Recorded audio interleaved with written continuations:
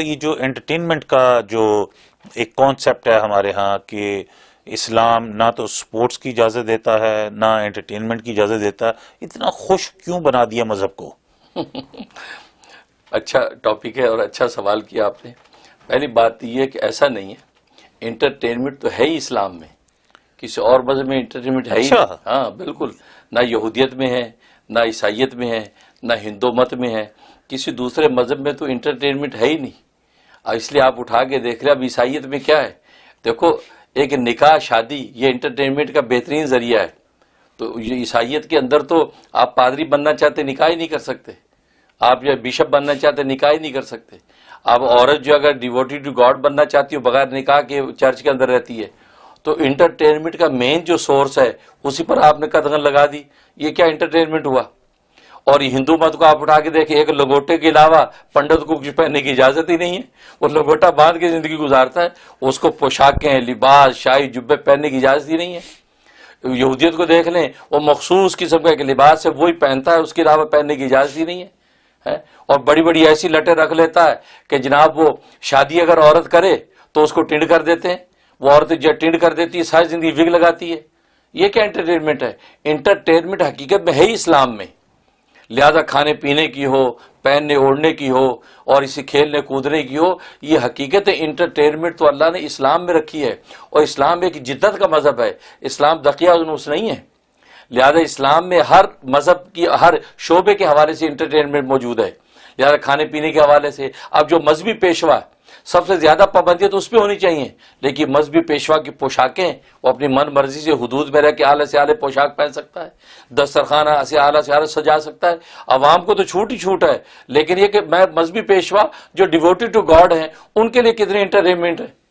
تو اس لیے یہ ایک تصور کتنا خطرناک ہے، یہ بہت بڑا پروپیگنڈا ہے کہ اسلام میں انٹرٹینمنٹ، اسلام بڑا خشک ہے۔ نہیں، یہ دھوکہ ہے، یہ اسلام سے لوگوں کو متنفر کرنے کے لیے۔ تو میں تو یہ کہا کرتا ہوں حقیقت میں انٹرٹینمنٹ ہے ہی اسلام میں۔ اب شادی بیاہ جب ہوتے ہیں، شادی بیاہ کے اندر جو ہے اسلام نے کیا جو ہے کس کس چیز کی اجازت دی ہے؟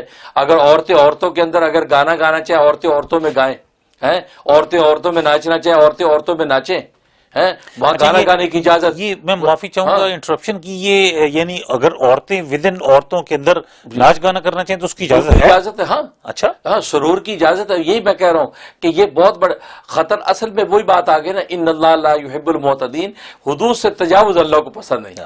اب عورتیں مرد مکس سارے ناچ رہے ہیں، یہ اس کی اجازت نہیں ہے۔ مرد مردوں کے اندر ہوں بھنگڑا ڈالیں، شادی ہو رہی ہے اور مرد بھنگڑا ڈالیں اور اس میں جو ہے گانے گائیں خوشی کے، بالکل اجازت ہے۔ اس عورتوں کو حدود میں رہ کے وہ جناب گانے گائیں اور خوشی کے گانے گائیں اور جناب وہ ناچیں، اس کی اجازت ہے۔ ہر چیز کی حدود ہے، حدود متعین کی گئی۔ عورتیں بھی جب اپنا ناچ گانا کریں اس کی کچھ حدود رکھ دی، مردوں کی حدود رکھ دی۔ اصل میں حدود کا علم نہیں ہوتا، تو لہذا جو مغربی دنیا جس طرح کا تصور دے دیتی ہے مرد عورتیں اس طرح کرنے لگتی ہیں۔ اور اس میں سمجھتا ہوں کچھ ہمارے جو ہے ہم اہل علم کی بھی کچھ کوتاہی ہے، ہمیں چاہیے اس کا پورا ایک ماڈل بنا کے یہ امت کو دے دینا چاہیے کہ یہ حدود ہیں، آپ کو ان حدود میں اسی طرح کے گانا گانے کی اجازت ہے۔ بلکہ نبی کریم صلی اللہ علیہ وسلم شادی بیاہ کے موقع پہ تو اس کا اہتمام فرمایا۔ حضرت عائشہ صدیقہ رضی اللہ تعالیٰ سے کہا کہ وہ انصار جو ہے وہ گانے بجانے کے بڑے شوقین ہیں، ان کے یہاں شادی ہو رہی ہے، کوئی گانے بجانے والی بھیجی تم نے؟ یہاں تک فرمایا۔ تو اس کا مطلب ہے کہ وہاں، اور ابو داؤد اور ترمذی کی حدیث ہے کہ ایک جگہ شادی ہو رہی ہے، 10-12 سال کی بچیاں جو ناچ رہی ہیں گانے گا رہی ہیں، اور دو صحابی بیٹھے، ان کا شاگرد تابعی آیا، کہا کہ یہ کیا ہو رہا ہے، یہ گانا گا رہی ہیں، یہ آپ بیٹھے ہیں صحابی ہیں۔ وہ کہتے ہیں کہ رخص لنا رسول اللہ صلی اللہ علیہ وسلم فی السرور، کہ شادی بیاہ خوشی کے موقع پہ رسول اللہ ہمیں اجازت دی ہے کہ ہم یہ 8-10 سال کی بچیاں مردوں میں گانا گائیں اور یہ ہم اس کو سنیں، اور دف کے اوپر گانا گا رہی ہیں تو گانے کی اجازت دی ہے، اور تم نے ہمارے ساتھ بیٹھنا بیٹھ ورنہ جا، یعنی یہاں تک فرمایا ہے اگر ساتھ بیٹھنا بیٹھو ورنہ جاؤ۔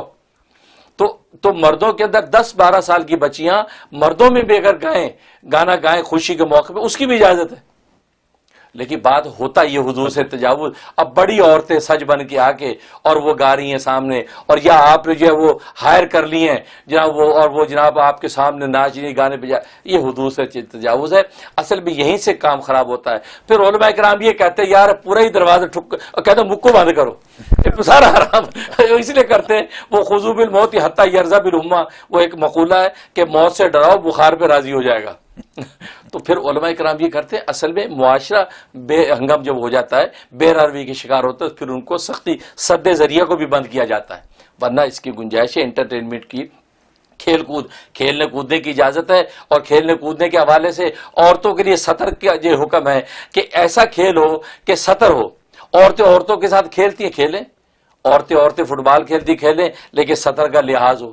اسی طریقے سے کوئی اور کھیلنا چاہتی کھیلیں لیکن سطر کا لحاظ ہو۔ یہ نہیں عورتیں مردوں کے سامنے کھیل رہی ہیں، اب ہوتا یہ کہ عورتیں کھیل رہی ہیں مرد بھی کھڑے دیکھ رہے ہیں، وہ کھیل سے زیادہ عورتوں کو دیکھ رہے ہیں، تو یہ کیا بات ہوئی؟ اس کی اجازت نہیں ہے۔ تو اس وجہ سے یہ پورے حدود و قیود کے ساتھ اسلام نے بالکل کھیلنے کودنے کی بھی اجازت دی ہے اور انٹرٹینمنٹ کی بھی۔